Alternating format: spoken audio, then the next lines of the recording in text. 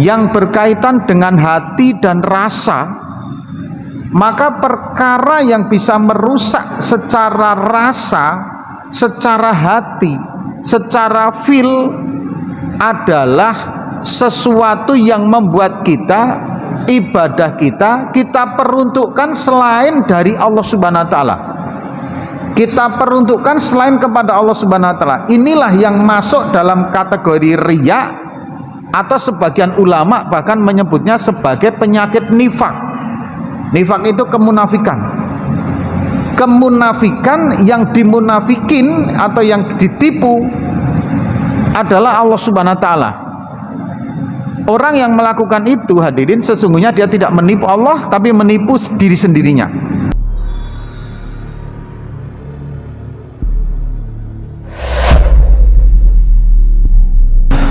Assalamualaikum warahmatullahi wabarakatuh. A'udzu billahi minasyaitonir rajim. Bismillahirrahmanirrahim. Alhamdulillahi rabbil alamin. Nahmaduhu wa nasta'inuhu wa nastaghfiruh.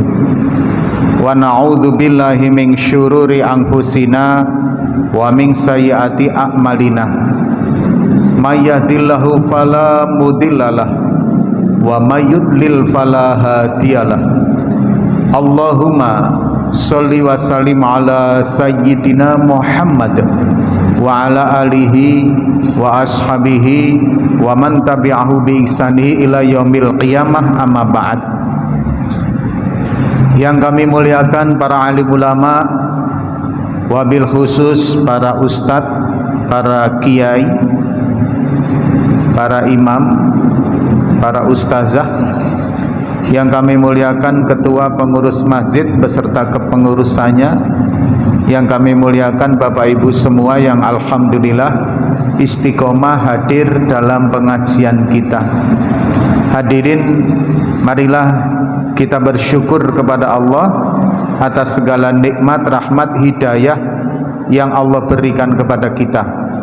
Atas nikmat-nikmat tersebut, mari kita memuji kepada Allah dengan mengucapkan Alhamdulillahirabbil alamin. Salam dan salawat mari kita haturkan kepada junjungan kita Nabi Agung Muhammad sallallahu alaihi wasallam. Allahumma sholli ala sayyidina Muhammad wa ala ali sayyidina Muhammad. Bapak Ibu yang dirahmati oleh Allah Subhanahu wa taala, sebelum kita lanjutkan, marilah kita berkirim Al-Fatihah untuk saudara-saudara kita di Sumatera Barat yang tertimpa musibah banjir kemarin, dan semoga kepedulian kita hadirin dalam doa menjadi sebab tidak ada lagi musibah-musibah yang lain yang menimpa saudara-saudara kita dan kita semua.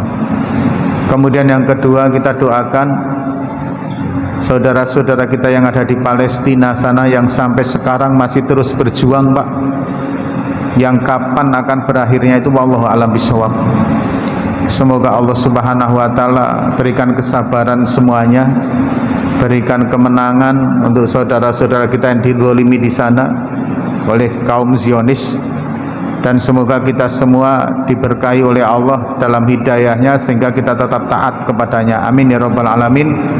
Thumma ila hadrati khususan ikhwanina wa akhawatina minal mu'minina wal mu'minat wal muslimina wal muslimat al ahya'i minhum wal amats fi Sumatera Barat wa fi Palestin, lahumul Fatihah. A'udzu billahi minasyaitonir rajim. Bismillahirrahmanirrahim. Alhamdulillahirabbil alamin, arrahmanir rahim, maliki yaumiddin. Iyyaka na'budu wa iyyaka nasta'in, ihdinas siratal mustaqim, siratal ladzina an'amta 'alaihim ghairil maghdubi 'alaihim waladdallin. Amin. Hadirin yang dirahmati oleh Allah, kemarin kita sudah menyinggung sedikit tambahan untuk khasanah pengetahuan kita tentang fikih, yaitu bab wasiat. Semoga dengan kita mempelajari wasiat tadi hadirin, ada paling tidak timbul keinginan, niat dari sekian banyak harta yang kita punyai, apabila saat ini masih membutuhkan, silahkan terus untuk dimanfaatkan. Namun apabila nanti kita sudah meninggal, silahkan Bapak sebagian untuk diwasiatkan demi kemaslahatan umat dan untuk hadirin kebaikan Bapak sebagai amal jariah. Sekali lagi ingat bahwa haram hukumnya wasiat apabila diniatkan untuk menghabiskan harta waris sehingga ahli waris tidak menerimanya. Ini niat yang harus diluruskan. Makanya nanti ketika kita berwasiat, tetap menyisakan harta waris untuk ahli waris kita, kemudian kita juga masih bisa memanfaatkan dari harta yang kita punyai. Inilah bagaimana wasiat kemarin kita pelajari di dalam pertemuan pekan yang kemarin. Nah, hadirin yang dirahmati oleh Allah, pada pekan sekarang ini atau pada pertemuan kita kali ini, kita akan membahas hal yang berkaitan dengan ikhlas dan riya. Karena ini merupakan perkara yang betul-betul penting untuk lurusnya ibadah kita, untuk kemurnian ibadah kita. Ibadah yang sudah kita bangun, hadirin, dimulai dari ketika kita munculnya rasa keinginan untuk bertaubat, maka kemudian kita menempuh jalan taat kepada Allah. Nah, jalan taat ini, hadirin, agar bisa menjadi benar sesuai syariah, karena syahadat kita ini di samping syahadat tauhid, mengesahkan Allah Subhanahu wa taala dalam segala hal, maka kegiatan taatnya itu harus melalui syahadat Rasul, yaitu Muhammadur Rasulullah. Makanya aktivitas syariahnya harus mengikuti syariah yang dicontohkan oleh Rasulullah Shallallahu Alaihi Wasallam. Nah, hadirin, agar kita tahu, maka kita belajar ilmu yang mengatur tentang ketaatan tata cara nilai ibadah kepada Allah ini. Ini ada dalam beberapa kategori ilmu fan ilmiah, baik itu ilmu tauhid, ilmu fikih, dan ilmu-ilmu lainnya. Nah, kemudian hadirin, dalam perjalanan taat itu ada unsur yang menjadi hambatan dan ada unsur yang menjadi penggoda. Ketika kita bisa melewati tahapan itu, sehingga ibadah kita alhamdulillah sudah mengikuti aturan syariahnya, kemudian juga sudah mulai lurus, istiqomah, konsisten dalam taat, maka jangan sampai kemudian terkontaminasi dengan beberapa perkara yang perkara itu merusak ibadah kita, mengotori ibadah kita. Apa perkara yang bisa merusak ibadah kita? Apa yang bisa merusak nilai-nilai taat kita kepada Allah? Ketika kita membahas hal yang berkaitan dzahiriyah, maka tentu kita akan membahas yang nampak oleh mata. Contohnya misalkan, hadirin, aktivitas dzahir yang bisa menghabiskan pahala kita adalah salah satu diantaranya yaitu ketidakmampuan menahan lidah untuk tidak berghibah, untuk tidak berbohong, untuk tidak memfitnah. Ini kadang, hadirin, aktivitas dzahir yang paling luar biasa tatkala ketika kita menjalankan nilai taat dalam proses nilai taat kepada Allah Subhanahu wa taala, kemudian terkontaminasi hal yang bersifat dzahir. Salah satunya adalah ketidakmampuan di dalam memanage lisan. Apakah masih ada? Ada, Pak, kalau berbicara dzahirnya. Semisal adalah murka kedua orang tua atau salah satu orang tua terhadap anaknya. Ini juga merupakan beberapa perkara yang perkara dzahiriyah merusak nilai taat kita kepada Allah Subhanahu wa taala yang telah kita bangun susah payah tadi, Pak. Ridhollah itu biridho walidain. Apakah ada lagi? Ada juga Pak yang berkaitan dohir. Misalkan apalagi mengkonsumsi perkara yang haram. Ini juga merupakan perkara yang menghanguskan nilai-nilai taat. Nah ini yang berkaitan dengan dohir. Suatu saat kita akan bahas beberapa perilaku dohiriyah yang kemudian bisa merusak nilai taat kita kepada Allah SWT. Nah hadirin, melanjutkan pembahasan kita, karena yang kita bahas pada saat ini adalah yang berkaitan dengan hati dan rasa. Maka perkara yang bisa merusak secara rasa, secara hati, secara feel adalah sesuatu yang membuat kita, ibadah kita peruntukkan selain dari Allah Subhanahu wa taala. Kita peruntukkan selain kepada Allah Subhanahu wa taala. Inilah yang masuk dalam kategori riya, atau sebagian ulama bahkan menyebutnya sebagai penyakit nifak. Nifak itu kemunafikan. Kemunafikan yang dimunafikin atau yang ditipu adalah Allah Subhanahu wa taala.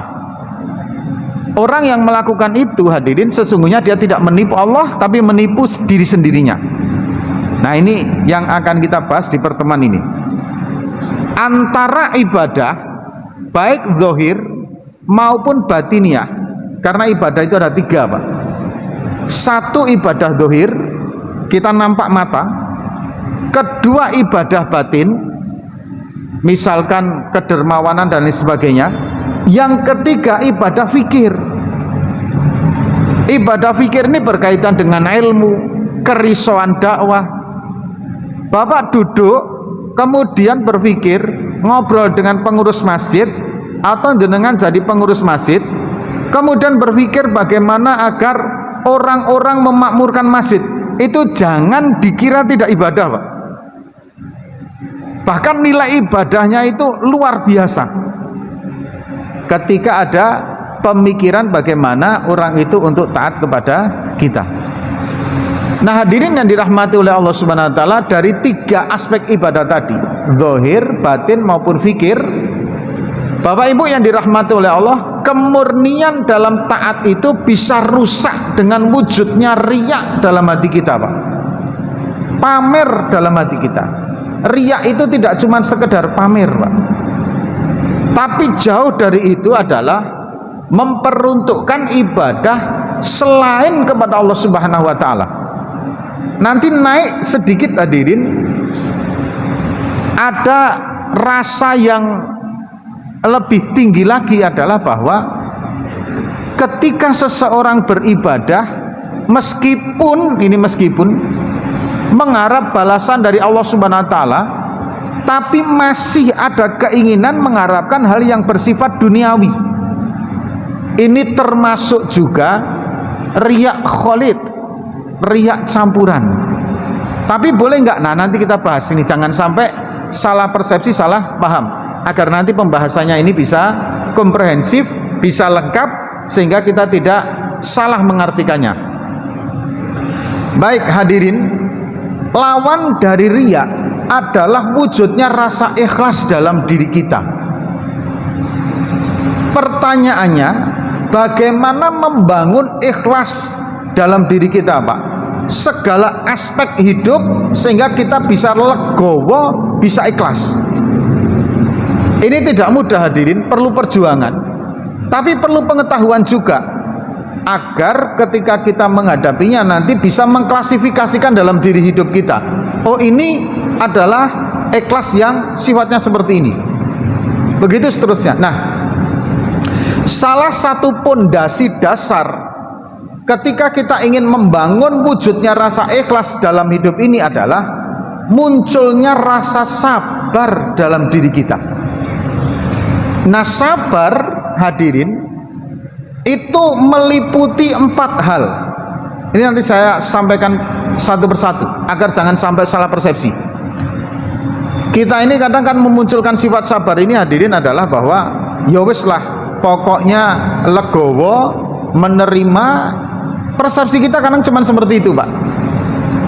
Lebih dari itu, Karena sabar itu masuk dalam 4 aspek. Inda musibah, ketika seseorang itu mengalami musibah. Inda masyakoh, ketika seseorang itu mengalami kesulitan. Ini biasanya dalam satu paket, Pak. Yang ketiga, inda ta'ah, ketika seseorang itu berada dalam nilai taat. Yang keempat, inda maksiat, ketika seseorang itu menghadapi atau ketika berada dalam situasi kemaksiatan. Nah, bagaimana konsep ini bisa wujud dalam hati kita? Begini, Pak, begini. Yang pertama, sabar tatkala menerima musibah, sabar tatkala menerima kesulitan hidup. Yang pertama hadirin adalah bahwa tatkala kita menghadapi sesuatu yang berkaitan dengan musibah, masyakoh, susahnya hidup, baik itu ekonomi, baik itu mungkin musibah bencana alam, baik itu keluarga, baik itu kesehatan, apa saja, Pak.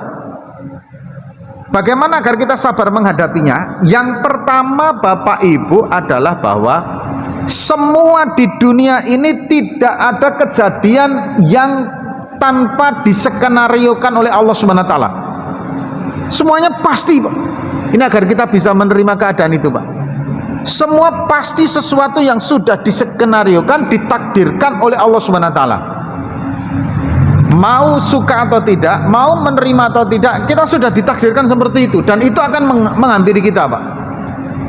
Kita ikhlas menerima, sabar menerima atau tidak, sabar atau tidak ikhlas, sesuatu itu pasti datang ketika sudah diskenariokan, Pak. Nah, ini harus dipahami agar ketika datangnya musibah dan kesulitan ini kita bisa menerimanya dengan lapang dada dan lapang hati. Ini semua sudah diskenariokan, dan semuanya hadirin yang dirahmati Allah sudah diukur oleh Allah Subhanahu wa taala tentu untuk kebaikan kita, Pak. Ini segala bentuk musibah. Yang kedua hadirin yang dirahmati oleh Allah Subhanahu wa taala, kita ini tidak ada kekuatan sedikit pun apabila itu memang sudah ditakdirkan oleh Allah Subhanahu wa taala untuk kita, untuk menolaknya ini kita nggak ada kekuatan.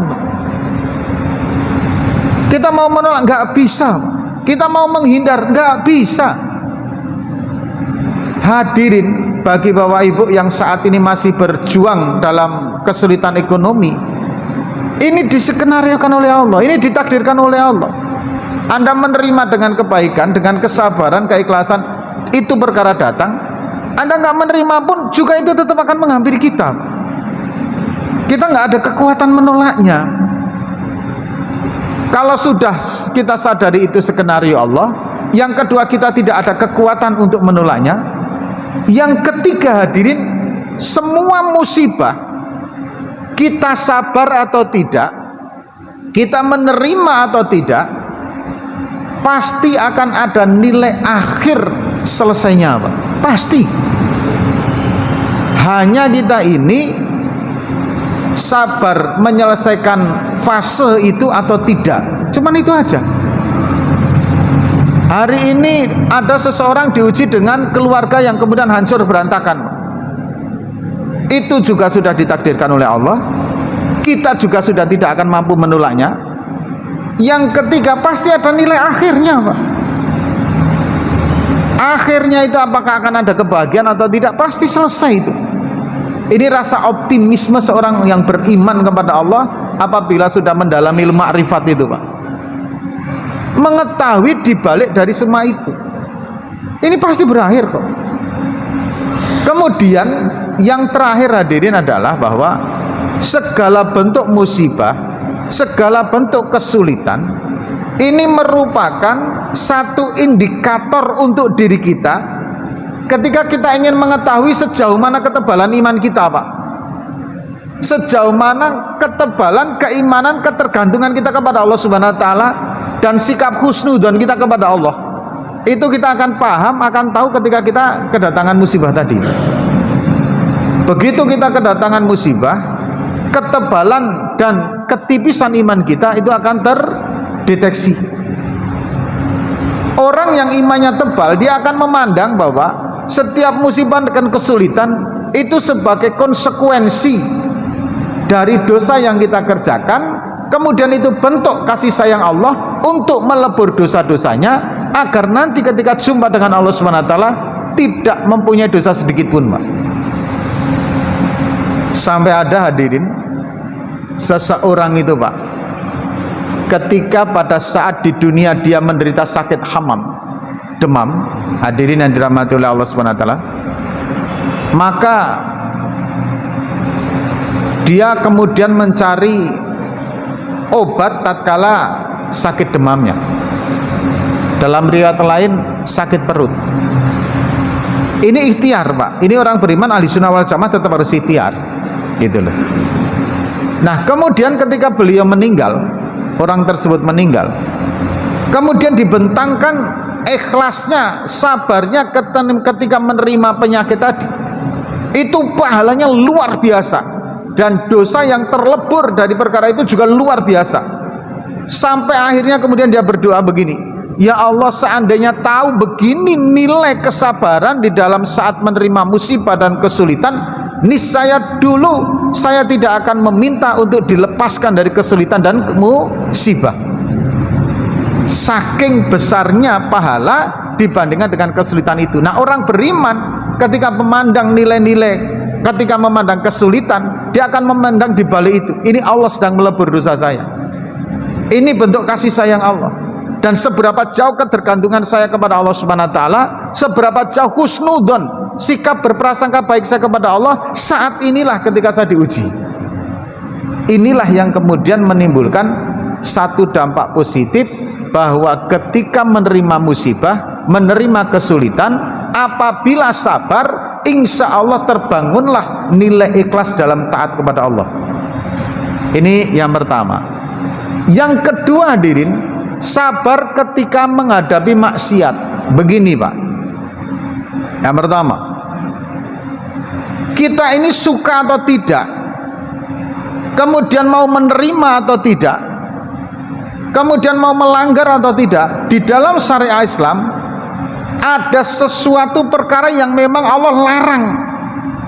Ada sesuatu beberapa perkara yang memang Allah Subhanahu wa taala mengancam dengan azab apabila itu dikerjakan. Nah, konsep aturan ini harus kita terima. Ini sebagai bentuk kesabaran menghadapi maksiat itu, Pak. Menerima dengan segala semuanya perkara yang dilarang oleh Allah Subhanahu wa taala. Hadirin, yang namanya perjudian itu di dalamnya ada rasa asik, ada rasa happy ketika orang menjalaninya, Pak. Orang yang beriman, dia tidak akan mau melakukan perjudian, karena memang di dalam Al-Quran jelas-jelas dilarang judi itu, dan dia menerima itu. Semua yang dilarang oleh Allah Subhanahu wa taala, dia dengan ikhlasnya menerima dan tidak akan mendekatinya. Inilah bentuk kesabaran di dalam menghadapi maksiat. Kemudian yang kedua, hadirin, mampu meninggalkan nilai kemaksiatan ketika kemungkinan besar atau kesempatan terbuka seluas-luasnya dirinya bisa melakukan kemaksiatan itu, Pak. Terbuka seluas-luasnya, kok bisa menghindari? Masya Allah itu, Pak, jihad yang luar biasa. Ada uang perusahaan, ada uang instansi, ada uang kantor. Andaikan itu diambil oleh Anda nggak akan ketahuan siapapun kecuali hanya Allah Subhanahu wa taala yang mengetahui dengan diri Anda. Tapi pada saat puncaknya di situ, dirinya mampu berkata, tidak, ini dilarang oleh Allah Subhanahu wa taala, saya tidak akan melakukan hal ini. Mampu mempunyai kekuatan iman yang kuat untuk meninggalkan perkara yang dilarang oleh Allah. Inilah kesabaran dalam bentuk maksiat, dalam menghadapi maksiat. Ini tidak mudah, Pak. Asli tidak mudah. Contoh ini, Pak, contoh, Pak. Ini misal, Pak. Dalam satu masjid, ketika kas dibuka, kota infak, Pak, kadang itu yang membuka seorang diri, Pak. Kalau rame-rame sih nggak mungkin. Untuk korupsi, seorang diri di situ dibuka, duitnya di depan mata. Andaikan Anda mengambil 1-2 lembar pun nggak akan ketahuan. Tapi di saat posisi itu jenengan bisa berkata tidak, ini haram, dilarang oleh Allah SWT, saya akan tinggalkan ini. Wah, itu Masya Allah, nilai imannya yang luar biasa. Dan ini juga sebagai indikator bagaimana ketebalan iman kita di dalam menerima hal yang dilarang oleh Allah SWT. Ini kesabaran dalam menghadapi maksiat, hatinya terbuka, siap menerima apapun yang dilarang oleh Allah SWT. Dan ketika ada kemaksiatan terbuka kesempatan itu, mampu imannya untuk tidak melakukan kemaksiatan itu. Ini sabar dalam bentuk ketika menghadapi maksiat. Yang terakhir, sabar dalam taat. Hadirin, bahwa ada beberapa perkara yang memang Allah perintahkan.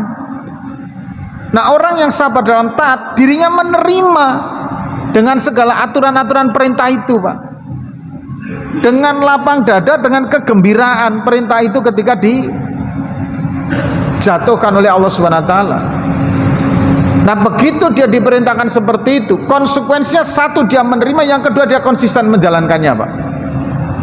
Zakat itu diperintahkan, Pak, oleh Allah SWT. Yang repot ketika punya gaji, nisab zakatnya tercapai, tapi karena oleh manajemen daripada keuangannya kurang sedikit teliti, akhirnya duitnya yang dia bawa dari rumah, dari tempat kerja ke rumahnya tinggal berapa ribu saja, Pak. Di sisi lain, karena penghasilan kotornya setelah dikurangi kebutuhan dasar itu sudah mencapai nisab, maka dia berani ikhlas, yang sisa itu dia gunakan untuk membayar zakat penghasilannya. Wah, itu butuh kekuatan iman yang luar biasa. Rata-rata, Pak, umumnya orang akan ngomong, kalau cuma tinggal segini kemudian masih harus dizakati, Pak, bayar zakat, selesai, Pak, harta saya bersih total, Pak, yang dibawa nggak ada. Itu padahal karena disebabkan manajemen keuangannya yang tidak bagus. Nah, ini hadirin, apabila kita sudah menyadari seperti itu dan segala konsekuensinya kita harus menerima, baik itu perintahnya maupun akibatnya, lapang hati kita menerimanya, insya Allah di situ sudah mulai muncul rasa ikhlasnya. Gimana nggak ikhlas? Wong saya hadapi atau tidak, saya jalani atau tidak, saya mengeluh atau tidak, kesulitan itu sudah diskenarikan oleh Allah. Ya sudah, saya tinggal saya jalani dengan ikhlas saja. Allah menguji keimanan saya, Allah menguji kepada saya sejauh mana, sedalam apa keikhlasan saya ketika menjalani hal itu. Dia akan muncul kesadaran-kesadaran itu. Nah, memunculkan kesadaran-kesadaran itu, hadirin yang dirahmati oleh Allah, tidak mudah. Maka ini perlu diulang-ulang agar kita ta'asur di dalam hati ketika menghadapi perkara-perkara tadi, sehingga kita bisa ikhlas.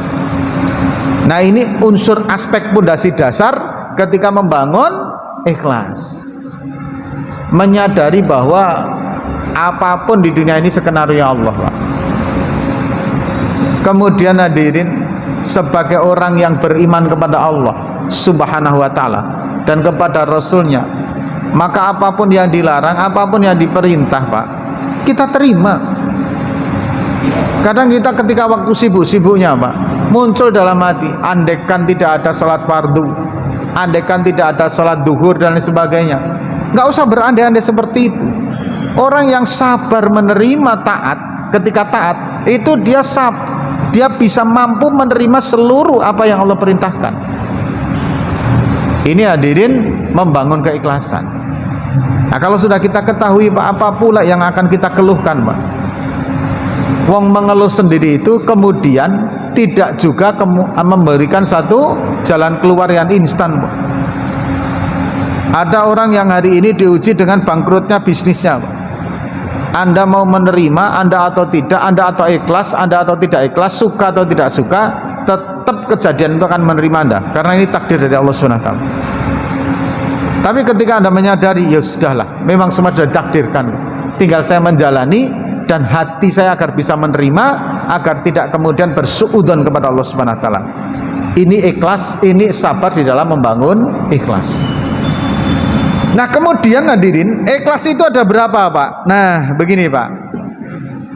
Orang banyak menyebutnya dengan ikhlas yang macam-macam, Pak. Kalau dalam kitab Minhajul Abidin, ikhlas itu hanya disebutkan menjadi dua bagian, hadirin. Yang pertama adalah ikhlasul amal, kemudian yang kedua adalah ikhlasu tolabul ajri. Ikhlasu tolabil, mohon maaf, ini mudhof. Ikhlasu tolabil ajri. Ikhlas di dalam menginginkan pahala dari Allah. Nah, kalau dalam kitab lain ditambah satu lagi, Pak. Ikhlas karena mengharap dari Allah Subhanahu wa taala hal yang berkaitan dengan urusan duniawi. Khusus poin yang satu ini nanti kita bahas agar tidak salah, betul-betul tidak salah memahaminya. Kita mulai dari yang pertama dulu, Pak. Apa sih yang disebut ikhlas itu? Kuncinya adalah asal masih mengharap kepada Allah, masih menuju kepada Allah, masih ingin dekat dengan Allah Subhanahu wa taala, maka ini disebut dengan ikhlas. Nah, hadirin, ikhlas yang puncak itu adalah ikhlasul amal. Ikhlasul amal itu apa, hadirin? Segala amal taat yang dikerjakan semata-mata karena ingin dekat saja kepada Allah, Pak. Ingin selalu bersama Allah Subhanahu wa taala. Ingin, yang diinginkan itu hanya Allah Subhanahu wa taala saja. Semua amalnya, Pak. Pokoknya sholat jamaahnya, sedekahnya, ngajinya, semuanya dia bangun, semuanya dia kerjakan semata-mata hanya ingin selalu dekat kepada Allah Subhanahu wa taala. Maksiat nggak mau dikerjakan. Kenapa? Ini dilarang oleh Allah. Sementara saya tetap mempunyai keinginan untuk dekat dengan Allah. Ngapain saya kerjakan sesuatu yang dilarang oleh orang atau zat yang saya inginkan untuk selalu dekat? Misalkan begini, Pak, zahir saja, ya kan? Bapak ingin dekat dengan seseorang karena orang itu menyukai Anda. Otomatis Bapak akan berbuat sesuatu yang membuat kita bisa dekat terus dengan dia, Pak. Sesuatu yang membuat dia marah, kita akan nggak kerjakan, Pak. Inilah ikhlasul amal, ikhlas dalam beramal. Yang kedua, hadirin, adalah ikhlas di dalam mengharapkan pahala dari Allah Subhanahu wa taala. Ini masih kategori ikhlas, Pak. Jadi dia melakukan amal perbuatan, semoga dengan amal perbuatan itu Allah memberikan kebaikan, kebahagiaan, keselamatan dalam urusan akhiratnya, gitu loh, Pak. Sholat jamaah, terus semoga dengan asbab sholat jamaah Allah Subhanahu wa taala jadikan kubur saya sebagai salah satu taman surga, begitu loh, Pak. Konsepnya itu masih mengharap kepada Allah Subhanahu wa taala. Ikhlas beramal dan ikhlas turidul alal ajri itu sama-sama sah, boleh, Pak. Bahkan yang paling unggul yang pertama tadi.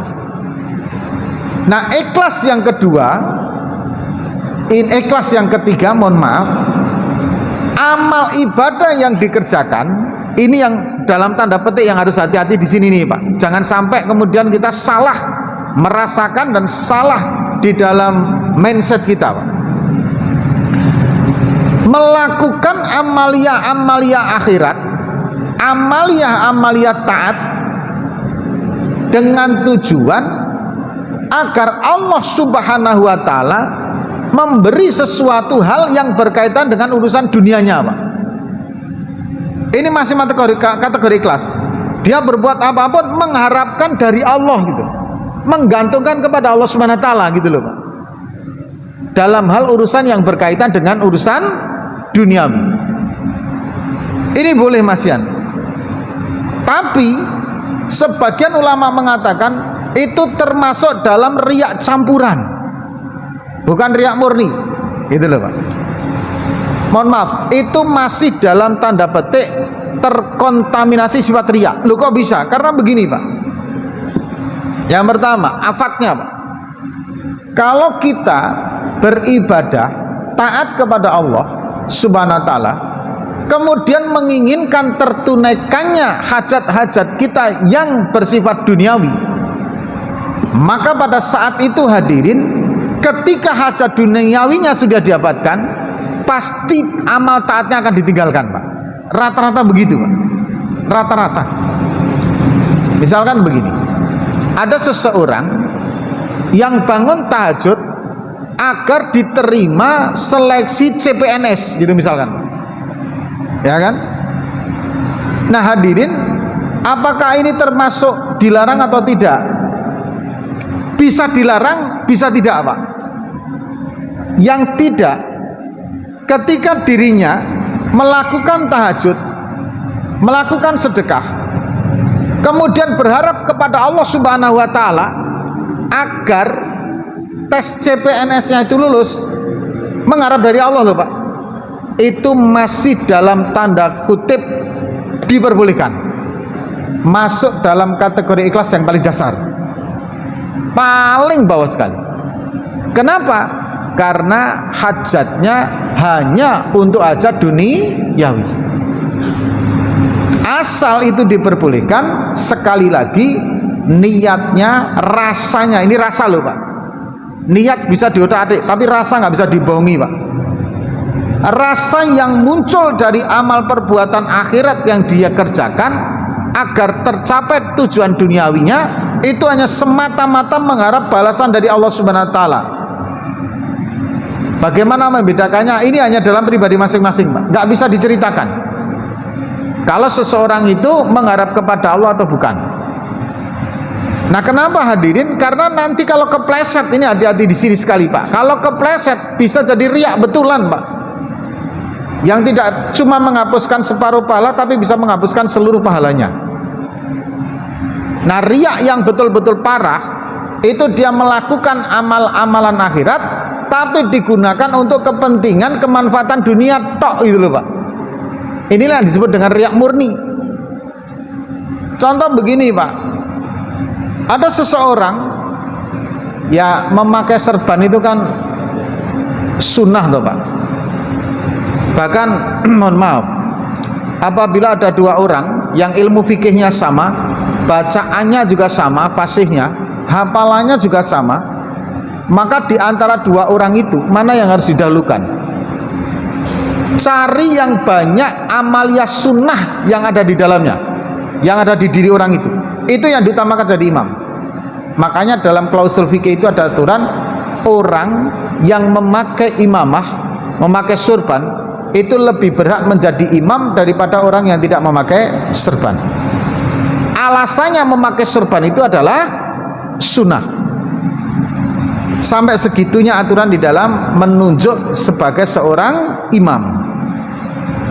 Nah hadirin yang dirahmati oleh Allah Subhanahu wa Ta'ala, apabila ada seseorang beribadah, kemudian rasa dan niatnya agar Allah Subhanahu wa Ta'ala memberi apa yang dihajatkan, ini diperbolehkan karena ini sebagai bentuk juga sejauh mana dan sedalam mana kita bergantung kepada Allah, Pak. Itu niatnya. Jadi kalau kita duha, kemudian kita baca surat Al-Waqiah, kemudian kita istiqomah sholat berjamaah, apabila kita masih mengharap agar Allah Subhanahu wa Ta'ala memberikan jalan keluar dari kesulitan hidup kita di dunia ini, Pak, ini masih masuk kategori ikhlas, karena berharapnya kepada Allah.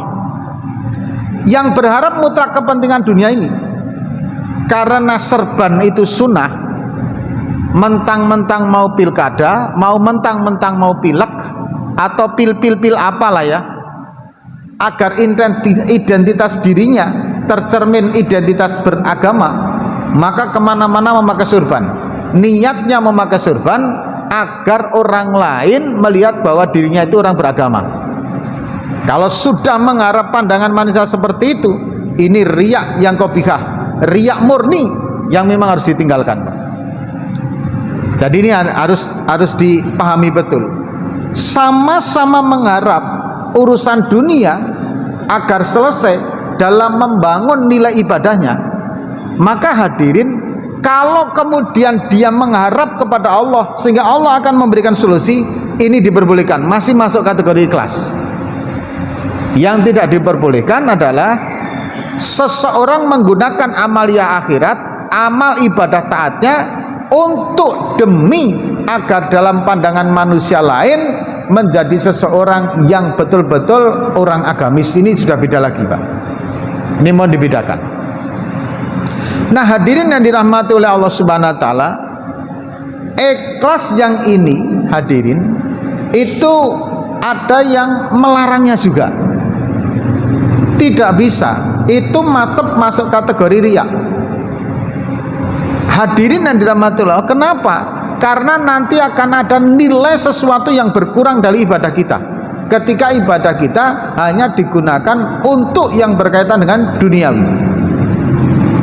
Contohnya apa? Yang tadi di awal saya sebutkan, Bapak tekun sekali membaca surat Yasin ketika punya hajat.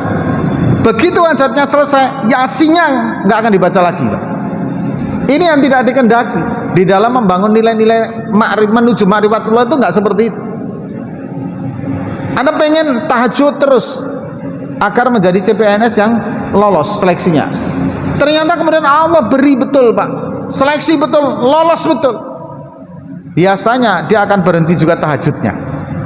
Inilah sebagian ulama yang tidak memperbolehkan atau tidak mengkategorikan sebagai batasan ikhlas apabila nilai taatnya digunakan untuk mencari dunia. Kemudian yang kedua, hadirin yang dirahmati oleh Allah Subhanahu wa taala, sungguh sangat merugi, ini alasannya agar mulai dibetulkan, meskipun boleh dalam tatanan agama, ketika kita beribadah kemudian menjadi sebagai sebuah jalan wasilah agar Allah memberi apa yang kita hajatkan, itu masih diperbolehkan, Pak. Namun hadirin, menurut nasihat ulama-ulama ma'rifat, itu sangat merugikan sekali. Kenapa? Karena ketika kita melakukan amal taat, Pak, itu yang akan Allah beri di akhirat kelak dengan nilai taat yang kita bangun, jika dibandingkan dengan tercapainya kebutuhan dunia, sangat kecil sekali perbandingannya, sangat kecil perbandingannya. Maka ini akan merugikan sesuatu yang akan kita dapatkan di akhirat. Maka seyogianya ditinggalkan saja. Ini kalau menurut sebagian ulama ahli ma'rifat. Tapi kalau kita bagaimana, Pak Ustadz? Monggo masih boleh dikerjakan, Pak, sebagai wasilah berdoa kepada Allah Subhanahu wa taala untuk memberikan hajat-hajat kita di dunia. Silahkan. Kalau tidak memohon kepada Allah, terus mau memohon kemana lagi? Kan begitu konsepnya. Anda sedang punya hajat, maka mulailah tekun betul ke masjid agar supaya Allah Subhanahu wa taala, nah ini, agar Allah menggantungkannya kepada Allah Subhanahu wa taala, agar Allah Subhanahu wa taala memberikan jalan keluar dari problemnya, itu boleh. Nah, kemudian hadirin yang dirahmati oleh Allah Subhanahu wa taala, lawannya ikhlas adalah riya. Kalau riya yang murni kita sudah nggak bisa membahas lah, jelas, Pak.